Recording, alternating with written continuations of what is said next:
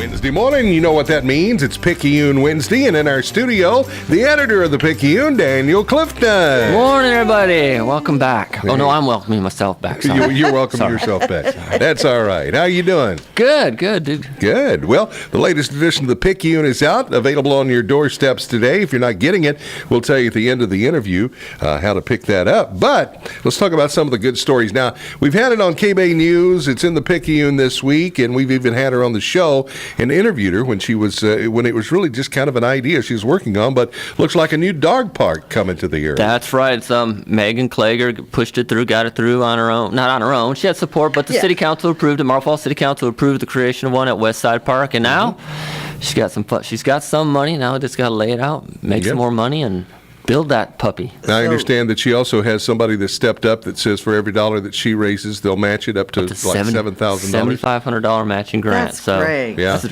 That's amazing. So they're going to be putting the dog park in there, and it looks like it's going to be really nice, fenced in and all that kind of stuff. I've seen some of them, and they're in other places, and they're fenced in, and the ones I've seen also have like some sort of, not games, but like, I guess you'd say a playground for dogs, because the little things they do, like tunnels they run through and stuff. A little exercise. Water fountains for them to play in. This area, considering how much it's grown, has been in need of a dog park for a while. Yeah, I'm surprised that we haven't had one. Yeah, I mean, the only place they have is like, I think in one of the parks has a leash-free area, but you just run in and catch them, but there's nothing for the dogs to do. Squirrels. Now, you've got the story in this week's edition of the Picayune about the new dog park, but when do they think they're going to have it already? Do you know? She is according to Megan, she thinks they can have it up and running this summer. Oh, that'd be great. How exciting. So, that'd be great. All right, we'll read that story in this week's edition of the Picayune. And another story that struck my eyes is there's gold in them there hills. Well, maybe not gold, but there's Yes, there is, Is there gold? That's gold, yeah. All right.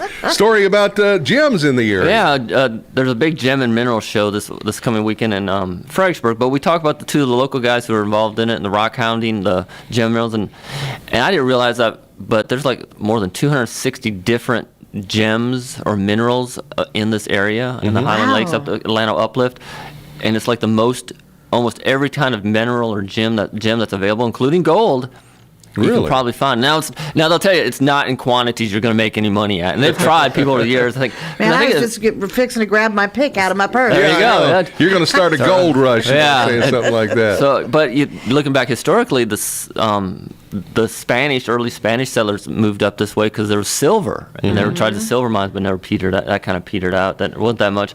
Llano had a huge copper rush of all things during the late 1800s, but it was never enough to substantiate there. But there's all sorts of gems and minerals, and there's one mineral called lanite, Lanite, which is only found in the Highland Lakes, the Llano and the Llano uplift. It's appropriately named then. Yeah. All right, cool. Well, if you're into that kind of stuff, you can find that story in this week's edition of the Picayune. And who's not into gold? That's right. And silver, too. I like that.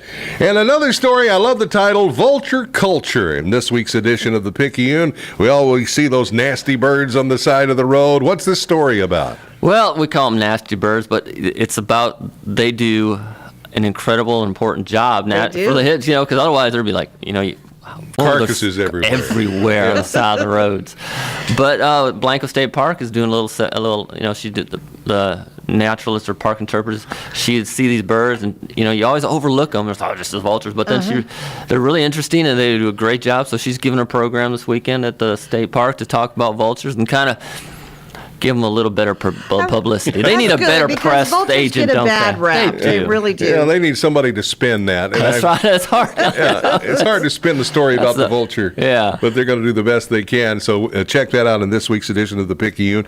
And of course, the voting is still going on for the Locals Love Us Award. Is there another entry in this week's edition? Yeah, we have a back page that has the entry, so you can go look at there. You can also go online, both at the KBEY website and the Daily Trib website, and vote online. I think you can vote once a day, if that's as many times as you want. Just can't just like once a day. Go for it, vote, and we'll have more details on that coming up too. Daniel, as always, it's good to see you. Remember, the Picayune's available today around the Highland Lakes. If you're not getting your copy, tell them to hold. How about getting it? You call up here. Call up at 830-693-7152 and ask the ladies up front to get you on the list, and we'll get you one too. That was easy for you to say. I know that time. And as always, remember the Picayune is Free! Daniel Clifton, editor of the Picayune. Good to see you, buddy. All right, take care.